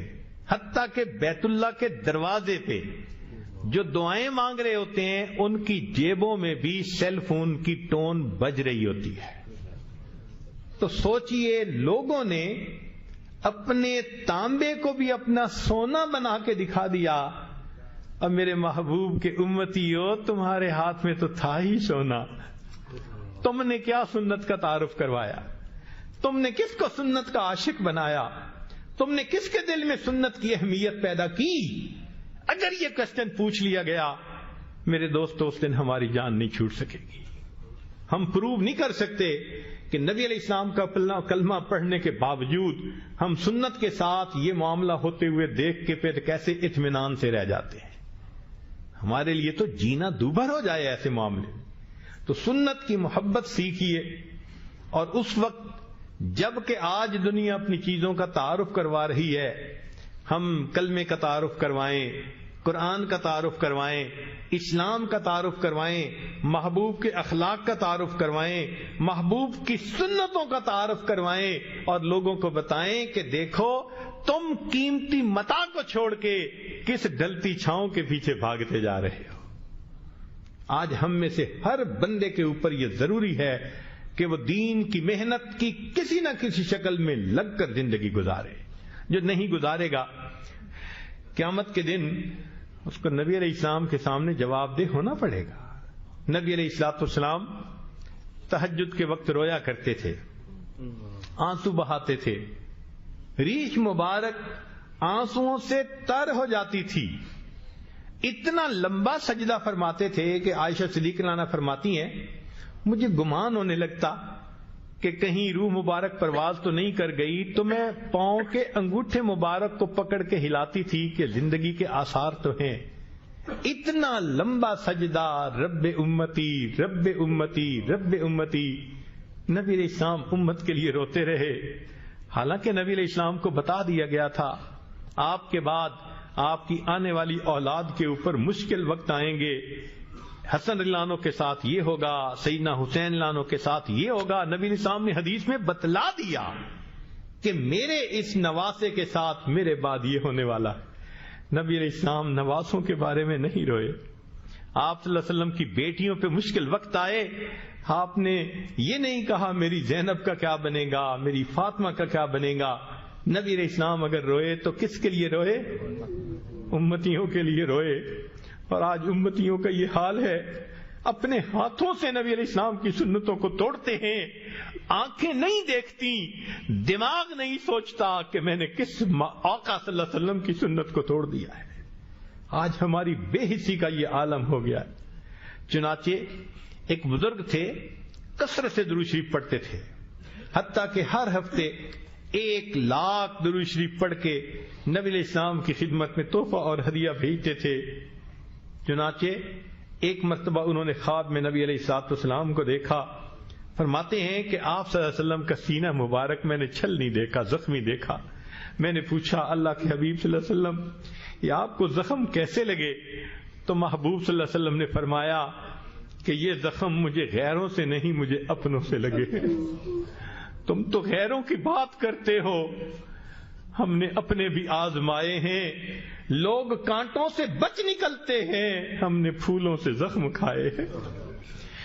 مجھے گلا نہیں قریش مکہ کے ساتھ، یہ اللہ کے حبیب صلی اللہ علیہ وسلم فرمائیں گے وہ تو کافر تھے، انہوں نے میرے اوپر اوجڑی ڈالی، انہوں نے طائف کے شہر میں میرے ساتھ کیا سلوک کیا۔ 9 سال کے بعد عائشہ رضی اللہ عنہا پوچھتی ہیں اے اللہ کے حبیب صلی اللہ علیہ وسلم آپ کی زندگی کا سب سے اذیت ناک دن؟ فرمایا عائشہ 9 سال گزر گئے، طائف میں جو میرے ساتھ سلوک کیا گیا مجھے آج تک نہیں بھولتا۔ تو کافروں نے یہ سب کچھ کیا، نبی علیہ الصلوۃ والسلام ان کا گلہ نہیں فرما رہے، وہ تو کافر تھے، ان کو تو شناخت ہی نہیں تھی، بے قدرے تھے، ان سے کیا گلہ کرنا؟ گلہ تو ان سے ہے، کلمہ پڑھتے ہیں، سنت کی شان کو جاننے کے باوجود اپنے ہاتھوں سے پھر توڑتے ہیں، پھر بے حس بن جاتے ہیں، احساس ہی نہیں کرتے کہ ہم نے کیا کیا۔ تو اس لیے قیامت کے دن اگر نبی علیہ الصلوۃ والسلام نے فرمایا کہ تم تو کلمے کو پڑھنے والے تھے، میری سنت کو جاننے اور ماننے والے تھے، تم نے کیوں اپنے ارادے کے ساتھ اس سنت کو جو ہے وہ محفوظ نہ کیا اور اس پر عمل نہ کیا؟ ہم قیامت کے دن کوئی جواب نہیں دے سکیں گے۔ چنانچہ ایک چھوٹا سا بچہ، اس کو یہ بات سنائی گئی جس کی عمر 7 سال تھی کہ نبی علیہ الصلوۃ والسلام کے سینے پہ گویا زخم پڑتا ہے، جو امتی سنت کے خلاف کام کرتا ہے۔ اس بچے کے دل میں محبوب کی محبت تھی، اس کے بعد اس کی یہ کیفیت بن گئی، کھانا کھاتے ہوئے پوچھتا امی سنت کیا ہے، لباس پہنتے ہوئے پوچھتا امی سنت کیا ہے، سوتے ہوئے پوچھتا امی سنت کیا ہے۔ اگر 7 سال کے بچے کو محبوب کے ساتھ ایسی محبت ہے، اللہ نے قیامت کے دن پوچھ لیا او میرے نبی کے وارثو، او علماء، او طلباء، ورثۃ الانبیاء بننے کی تو بڑی تمنا رہی، تمہارے دل میں کیوں سنت کی اتنی محبت نہیں تھی؟ تو ہم قیامت کے دن نبی علیہ الصلوۃ والسلام کے ساتھ کیا جواب دے سکیں گے؟ محبوب صلی اللہ علیہ وسلم بھی پوچھیں گے میری سنتیں ذبح ہوتی تھیں، تم چین کی نیند گھروں میں سوتے تھے، تمہاری بیوی سنت کے خلاف کام کرتی تھی، زبان نہیں کھلتی تھی، بیٹا سنت توڑتا تھا، بیٹی سنت توڑتی تھی، تم محبت بھری نظروں سے ان کو دیکھتے تھے، کیا میرے محبوب کی سنتی کی کوئی ویلیو تمہاری نظر میں نہیں تھی؟ کیوں آ گئے ہو آج اس محبوب کی شفاعت لینے کے لیے اور ان سے شفاعت طلب کرنے کے لیے؟ اگر قیامت کے دن ہم سے یہ پوچھ لیا ہمارا کیا بنے گا؟ آج وقت ہے، ورنہ تو اللہ تعالیٰ فرمائیں گے کہ تم نے جس سے وفا کرنی تھی اس سے تم نے جفا کی، اور جن سے تمہیں جفا کرنی چاہیے تھی ان غیروں کے طریقوں سے تم نے وفا کی۔ کوئی تو ہوتا آج کے زمانے میں جو سنت کے ٹوٹنے پہ وہی کہتا جو حذیفہ رضی اللہ عنہ نے کہا تھا، اترک سنت حبیبی لہؤلاء الحمقاء، مگر آج تو وہ کیفیت ہی نہیں۔ کسی غم گسار کی محنتوں کا عجیب میں نے سلا دیا، جسے میرے غم نے گھلا دیا اسے میں نے جی سے بھلا دیا، میں تیرے مزار کی جالیوں کی ہی مدحتوں میں مگن رہا، تیرے دشمنوں نے تیرے چمن میں خزاں کا جال بچھا دیا، میرے مہرباں تیرا شکریہ بھلا کس زبان سے کروں ادا، میری زندگی کی اندھیری شب میں چراغ فکر جلا دیا۔ جن کے ہم پر احسانات ہیں، جنہوں نے اللہ تک پہنچنے کا راستہ دکھایا، جنہوں نے دل کو منور کرنے کا طریقہ سمجھایا، جو محسن کائنات ہیں، محسن انسانیت ہیں، آج ہمیں ان کے طریقوں کے ساتھ وفا کرنی چاہیے اور ان کو اپنے سر سے لے کے پاؤں تک اپنے جسم کو اس سے مزین کرنا چاہیے، تاکہ کل قیامت کے دن نبی علیہ الصلوۃ والسلام کی خدمت میں حاضری ہو، محبوب گلہ نہ فرما سکیں تو نے میری سنت کا لحاظ کیوں نہ کیا۔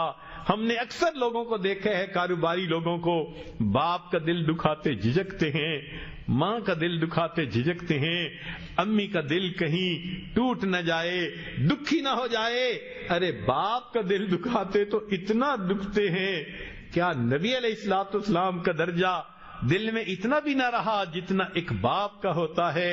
حالانکہ اللہ کے حبیب صلی اللہ علیہ وسلم تو ماں باپ اپنی جان سے بھی زیادہ بندے کو محبوب ہونے چاہیے، اور بسا اوقات تو حال یہ ہوتا ہے کہ سنت کو توڑ دینا یا چھوڑ دینا تو ایک الگ بات رہ گئی، کلمہ پڑھنے والے مسلمان، یونیورسٹیوں اور کالجوں کے رہنے والے محبوب صلی اللہ علیہ وسلم کی سنتوں کا مذاق اڑا رہے ہوتے ہیں، خود کلمہ بھی پڑھتے ہیں اور محبوب کی سنت کو دیکھتے ہیں، مذاق کر رہے ہوتے ہیں۔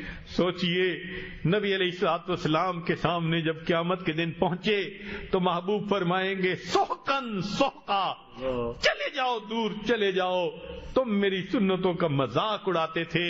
یاد رکھنا کافر نبی علیہ السلام کا مذاق اڑاتے تھے، آج کے روشن خیال یا تاریخ خیال وہ نبی علیہ السلام کی سنتوں کا مذاق اڑاتے ہیں۔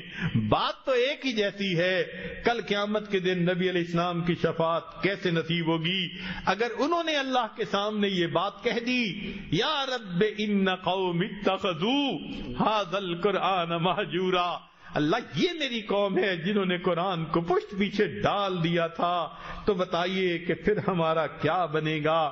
آج وقت ہے نبی علیہ الصلوۃ والسلام کی سنتوں کو اپنائیں تاکہ اللہ رب العزت کی نظر میں پسند آ جائے، اللہ رب العزت ہم سے محبت کرنے والے بن جائے۔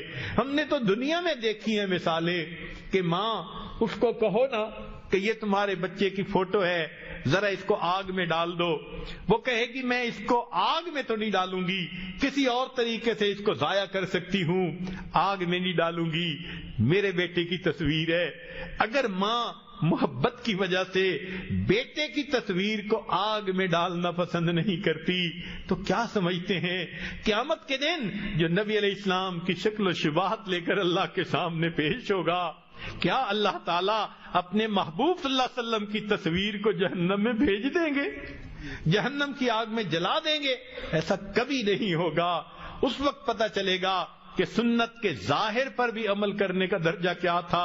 ہم اتنا تو کہہ سکیں گے تیرے محبوب کی یا رب شباہت لے کے آیا ہوں، حقیقت اس کو تو کر دے، میں صورت لے کے آیا ہوں۔ ہم اتنا تو کریں کہ نبی علیہ الصلوۃ والسلام سنت کو اپنے دل کے اندر اہمیت دینی شروع کر دیں۔ نبی علیہ الصلوۃ والسلام نے تکالیف اٹھائیں امت کی خاطر۔ یاد رکھیں، کوئی ماں اپنے اولاد کی خاطر 23 سال نہیں روتی، کوئی باپ بچے کی خاطر 23 سال نہیں روتا۔ نبی علیہ الصلوۃ والسلام امت کی خاطر 23 سال تک روتے رہے، اور حتیٰ کہ معاملہ یہاں تک پہنچا کہ جب ملک الموت آئے اور عرض کیا اے اللہ کے حبیب صلی اللہ علیہ وسلم اللہ نے آپ کو یاد فرمایا ہے، تو نبی علیہ السلام نے فرمایا ملک الموت پوچھ کے بتاؤ میرے بعد میری امت کا کیا ہوگا۔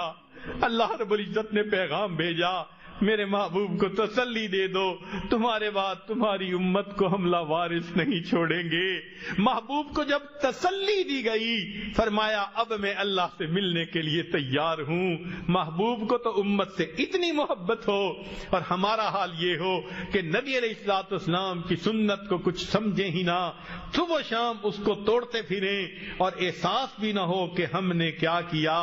آج اس بات کا عہد کر لیجئے کہ ہم نبی علیہ السلام کی سنتوں کو اپنائیں گے، پوری زندگی سنت کے مطابق ڈھالیں گے، حتیٰ کہ جب ہماری موت کا وقت آئے اور ملک الموت ہمارے پاس آئے، جس عضو کا ٹٹولے سنت نبوی سے مزین نظر آئے، اگر دل کو ٹٹولے عشق نبوی سے بھرا نظر آئے، دماغ کو ٹٹولے تو علم نبوی سے لبریز نظر آئے، ایسی کیفیت میں ہم اللہ رب العزت کے حضور قیامت کے دن پیش ہوں گے۔ اللہ تعالی ہماری اس حاضری کو اور سنت کی اتباع کو اللہ تعالی قبول فرما لے اور ہمیں بھی اپنے محبوب بندوں میں شامل فرما لے۔ وآخر دعوانا ان الحمد للہ رب العالمین۔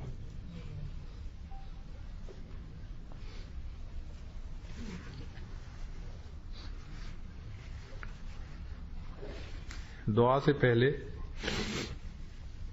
بتایا گیا تھا کہ کچھ احباب ایسے ہیں جو توبہ طائب ہونا چاہتے ہیں، آج تک جو سنتوں کے خلاف عمل کرتے رہے اس پہ سچی توبہ کرنا چاہتے ہیں، بیعت بھی ہونا چاہتے ہیں، تو یہ عاجز توبہ کے کلمات پڑھائے گا، سچے دل کے ساتھ زندگی کے پچھلے سب گناہوں سے سچی پکی توبہ کر لیجئے۔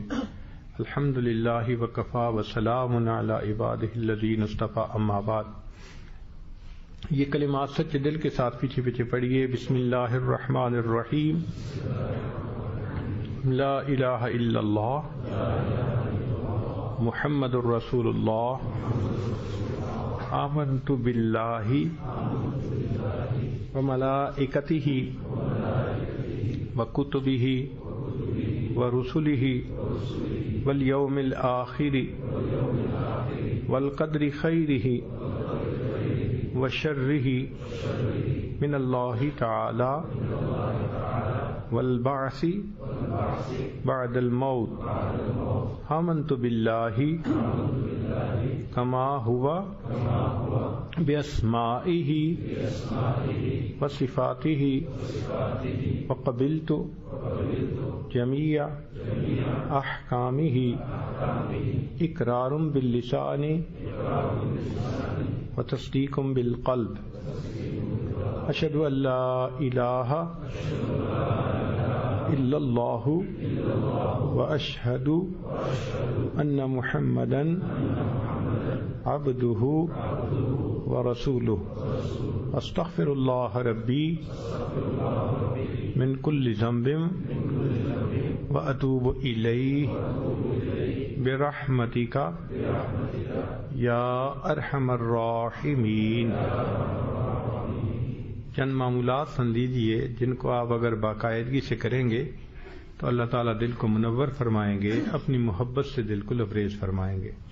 100 مرتبہ درود شریف صبح شام پڑھنا، 100 مرتبہ استغفار پڑھنا، روزانہ قرآن مجید کی تلاوت کرنا، چلتے پھرتے دل میں اللہ تعالیٰ کا دھیان رکھنا، اور روزانہ صبح شام 10-15 منٹ ذکر قلبی یعنی مراقبہ کرنا۔ مراقبے کا طریقہ یہ ہے کہ جب آپ نماز پڑھ کے فارغ ہوں تو تھوڑی دیر کے لیے ظاہر کی آنکھوں کو بند کر لیں، من کی آنکھوں کو کھول لیں اور یہ سوچیں کہ اللہ رب العزت کی رحمت آ رہی ہے، میرے دل میں سما رہی ہے، دل کی ظلمت اور سیاہی دور ہو رہی ہے اور میرا دل اللہ اللہ اللہ، یہ میرا دل بول رہا ہے، زبان سے نہیں پڑھنا، سانس سے کچھ نہیں کرنا، جسم کو حرکت نہیں دینی، چپ چاپ ریلیکس بیٹھنے، جیسے کیسٹ پہ تلاوت ہو رہی ہوتی ہے تو آپ کتنے آرام سے سن رہے ہوتے ہیں، توجہ اسی طرح متوجہ ہو کر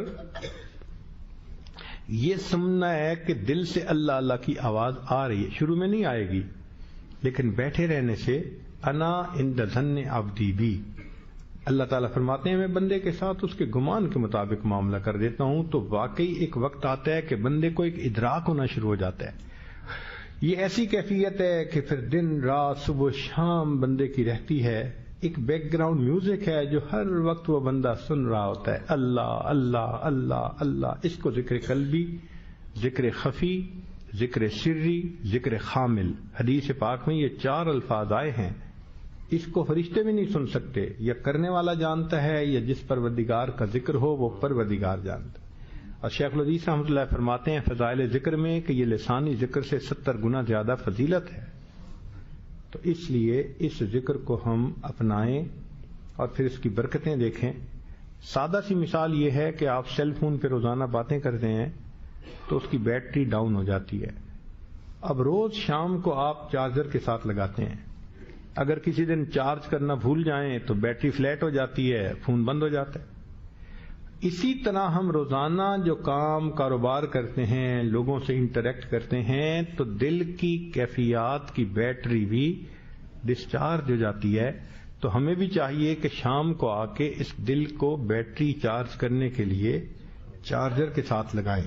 تو یہ جو تصور ہوتا ہے نا اللہ کی رحمت آ رہی، تو اوپر سے وہ بجلی آتی ہے بزرگوں کے اس تار کے ذریعے سے اور دل کو پھر یہ چارج کر دیتی ہے، تو انسان کی کیفیت اچھی رہتی ہے، نمازوں کی کیفیت، سنتوں کا اہتمام، یہ سب چیزیں انسان کی اچھی رہتی ہیں۔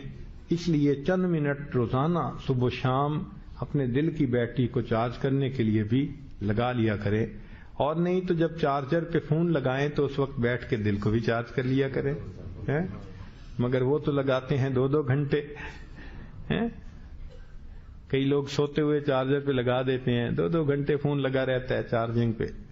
ہم تو کہتے ہیں کہ 15 منٹ ہی صحیح، 20 منٹ ہی صحیح، مگر کوشش کیجئے کہ اس کی برکتیں ہیں کیسی، انشاءاللہ اللہ تعالیٰ فضل فرمائیں گے۔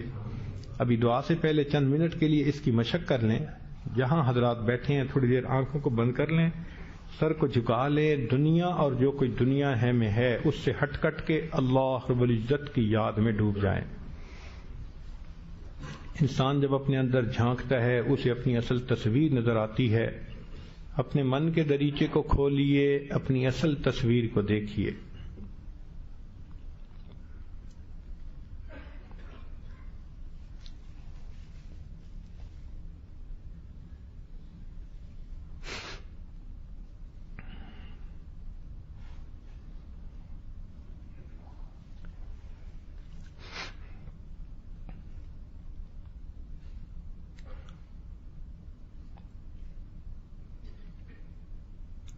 ہواؤ ہرس والا دل بدل دے، میرا غفلت میں ڈوبا دل بدل دے، بدل دے دل کی دنیا دل بدل دے، خدایا فضل فرما دل بدل دے، گنہگاری میں کب تک عمر کاٹوں، گنہگاری میں کب تک عمر کاٹوں، بدل دے میرا رستہ دل بدل دے، سنوں میں نام تیرا دھڑکنوں میں، مزہ آ جائے مولا دل بدل دے، ہٹا لوں آنکھ اپنی ماں سوا سے، جیوں میں تیری خاطر دل بدل دے۔ یہ کیسا دل ہے سینے میں الہی، جو زندہ بھی ہے مردہ دل بدل دے۔ پڑا ہوں تیرے در پر دل شکستہ، رہوں کیوں دل شکستہ دل بدل دے۔ میری فریاد سن لے میرے مولا، بنا لے اپنا بندہ دل بدل دے۔ تیرا ہو جاؤں اتنی آرزو ہے، بس اتنی ہے تمنا دل بدل دے۔ گنہگاری میں کب تک عمر کاٹوں، بدل دے میرا رستہ دل بدل دے۔ اللہ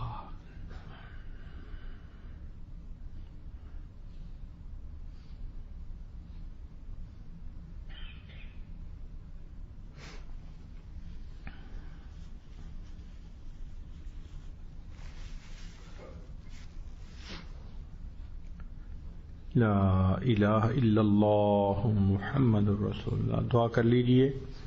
سبحان ربی العلی الوہاب، اللہم صلی علی سیدنا محمد وعلی آل سیدنا محمد وبارک وسلم۔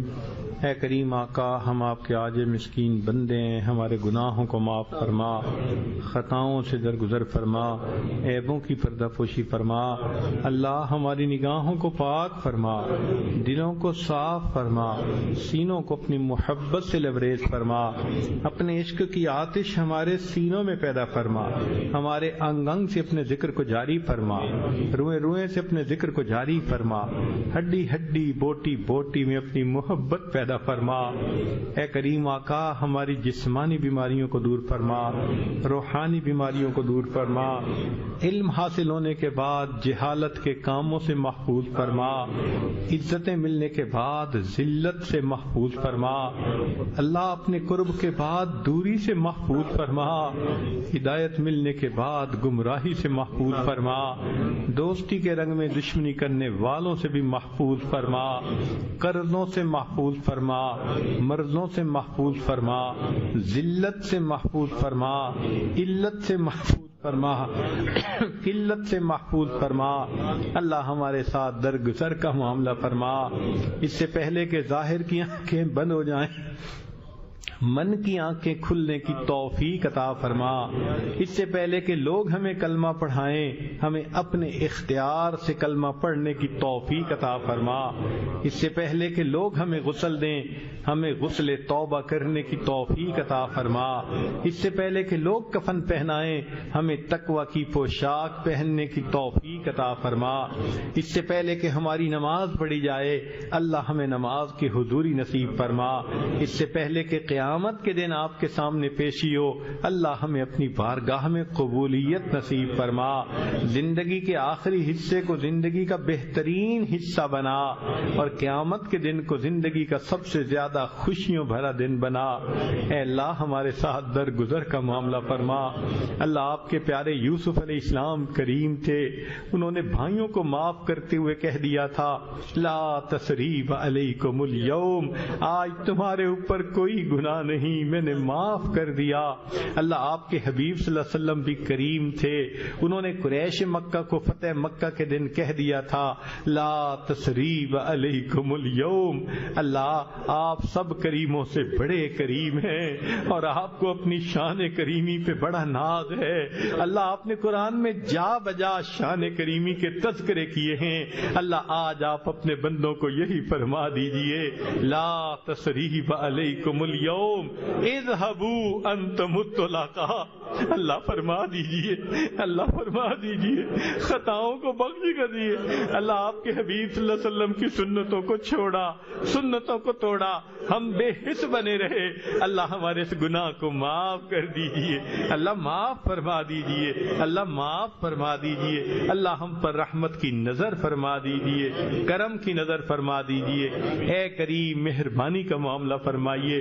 اللہ آپ نے موسیٰ علیہ السلام کو فرعون کی طرف جب بھیجا تھا فرمایا فَقُولَا لَهُ قَوْلًا لَيِّنًا، اس سے نرم گفتگو کرنا، نرمی کا معاملہ کرنا۔ اللہ وہ فرعون جو انا ربکم الاعلی کہتا تھا، آپ اس کے ساتھ تو نرمی کے معاملے کا حکم فرماتے ہیں۔ اللہ یہ مسجد میں جتنے لوگ موجود ہیں یہ سجدے میں سر ڈال کے سبحان ربی الاعلی کی گواہیاں دیتے ہیں، اللہ ان کے ساتھ نرمی کا معاملہ فرما لیجیے، اللہ نرمی کا معاملہ فرما لیجیے، اللہ نرمی کا معاملہ فرما دیجیے، اللہ آج گناہ معاف فرما دیجیے، قلم پھیر دیجیے، میرے مولا گناہوں کو نیکیوں میں بدل دیجیے، سر سے گناہوں کے بوجھ ہٹا دیجیے، اللہ مہربانی کا معاملہ فرمائیے، آئندہ نکوکاری پرہیزگاری کی نئی زندگی عطا فرما دیجیے، سنت کی محبت عطا فرما دیجیے، نبی علیہ السلام کی محبت دلوں میں اتار دیجیے، اللہ ہم پر رحمت کی نظر فرما دیجیے۔ اے کریم آپ کی رحمت کی نظر اٹھتی ہے تو آپ فضیل بن عیاض کو ڈاکوں کی سرداری سے نکال کے ولیوں کا سردار بنا دیتے ہیں، آپ کی رحمت کی نظر اٹھتی ہے بشر حافی کو دنیا کے شراب خانے سے نکال کے اپنی محبت کی شراب پلا دیتے ہیں، آپ کی رحمت کی نظر پڑتی ہے جنید بغدادی کو دنیا کی پہلوانی سے نکال کے اولیاء کی دنیا کا پہلوان بنا دیتے ہیں۔ اے اللہ ایک ایسی رحمت کی نظر ہم پر بھی تو ڈال دیجئے، اللہ وہ تو شراب خانے میں تھے اور یہ تیرے بندے تو مسجد میں آئے بیٹھے ہیں، مسجد میں آئے بیٹھے ہیں، اللہ کرم کر دیجئے، اللہ کرم کر دیجئے۔ اللہ کوئی مندر سے نکل کے جہنم میں جائے اس پہ تو کوئی افسوس نہیں، افسوس تو اس پہ ہے جو مسجد میں آیا پھر وہ قبول نہ ہوا اور مسجد سے نکال کے اس کو جہنم میں ڈال دیا گیا۔ اللہ مسجد سے نکل کے جہنم نہیں جانا چاہتے، معاف کر دیجئے، اللہ قبول کر لیجئے۔ اے اللہ دنیا کا فقیر جو روٹی مانگتا ہے وہ ایک دروازے سے نہ ملے دوسرے پہ جاتا ہے، نہ ملے تیسرے پہ جاتا ہے، اس کو تو خالی جانے کا کوئی افسوس نہیں ہوتا۔ اللہ معاملہ تو ہمارا ہے جن کے سامنے ایک ہی دروازہ ہے، جو آپ کے دروازے سے خالی اٹھتا ہے وہی تو بدبخت ہوتا ہے۔ اللہ شقی بننے سے بچا لیجئے، اللہ آپ کے دروازے سے خالی نہیں جانا چاہتے، اللہ دروازے کھول دیجئے، دامن بھر دیجئے، نیک امیدوں کو پورا کر دیجئے، بے اولادوں کو نیک اولاد عطا فرما، جو صاحب اولاد ان کی اولادوں کو نیکوکار بنا، فرما بردار بنا، ماں باپ کی آنکھوں کی ٹھنڈک بنا، جن احباب نے اس عاجز کو محبت کے ساتھ یہاں بلایا اللہ ان کے بدلے ان کے دلوں میں اپنی سچی محبت نصیب فرما۔ دور قریب سے جو مہمان آئے، مقامی لوگ آئے، اللہ سب کی حاضری کو قبول فرما۔ اللہ قیامت کے دن اپنے حبیب صلی اللہ علیہ وسلم کے ہاتھوں حوض کوثر کا جام عطا فرما۔ اللہ ہم ایسے وقت میں پیدا ہوئے ہیں کہ آپ کے حبیب صلی اللہ علیہ وسلم دنیا سے پردہ فرما چکے، میرے مولا بڑی دل کی تمنا ہے اس چہرے کو دیکھیں جسے آپ نے والضحیٰ کہا، ان زلفوں کو دیکھیں جسے آپ نے واللیل کہا، مگر جب قرآن پڑھتے ہیں تو خوف آتا ہے۔ آپ نے بتلا دیا میں قیامت کے دن کچھ لوگوں کو اندھا کھڑا کر دوں گا۔ اللہ اگر ہمیں اندھا کھڑا کر دیا گیا ہم دنیا میں بھی دیدار سے محروم رہے، آخرت میں بھی دیدار سے محروم رہیں گے۔ اللہ دوہری محرومی سے تو بچا لینا، اللہ دوہری محرومی سے تو بچا لینا، اللہ دنیا میں نہیں دیکھ سکے آخرت میں تو دیدار عطا فرما دینا، ان کے جھنڈے کے نیچے حاضری کی توفیق عطا فرما دینا، جنت میں ان کے قدموں میں جگہ عطا فرما دینا، اور ان کا اللہ شفاعت عطا فرما دینا۔ اللہ ہماری ان دعاؤں کو اپنی رحمت سے قبول فرما لینا۔ صلی اللہ تعالی، اے اللہ دنیا میں جہاں بھی مسلمان پریشان ہیں سب کی پریشانیوں کو دور فرما، مدارس عربیہ کی حفاظت فرما، دعوت و تبلیغ کے کام کی حفاظت فرما، جہاں اللہ لوتی ہے ان خانقاہوں کی حفاظت فرما، اقامت دین کی کوششوں کی حفاظت فرما، ہمارے تینوں حرم کی حفاظت فرما۔ اللہ ہماری ان دعاؤں کو اپنی رحمت سے قبول فرما، ہمارے والدین عزیز اقارب مشائخ جو فوت ہو چکے ان کی مغفرت فرما، جن کی آپ نے مغفرت کر دی اللہ قرب کے اعلیٰ ترین درجات عطا فرما۔ میرے مولا ایام حج تو شروع ہو چکے، اے اللہ شہر موسم حج شروع ہو چکا، اے اللہ وہ کتنے خوش نصیب لوگ ہوتے ہیں احرام باندھ کے چلتے ہیں، کوئی غلاف کعبہ کو پکڑ کے جو ہے وہ دعائیں مانگتا ہے، کوئی حجر اسود کے بوسے لیتا ہے، کوئی مقام ابراہیم پہ سجدے کرتا ہے، کوئی لبیک اللہم لبیک پڑھتا ہے۔ اللہ ہمیں بھی ان میں شامل فرما لیجئے، اپنے حبیب صلی اللہ علیہ وسلم کے در کی حاضری قبولیت والی بار بار نصیب فرما دیجئے۔ ربنا، اے اللہ جنہوں نے دعاؤں کے لیے کہا ان کی نیک مرادوں کو پورا فرما۔ ربنا تقبل منا انک انت السمیع العلیم، تب علینا انک انت التواب الرحیم۔ صلی اللہ تعالی علی خیر خلقہ سیدنا محمد وآلہ واصحابہ اجمعین برحمتک یا ارحم الراحمین۔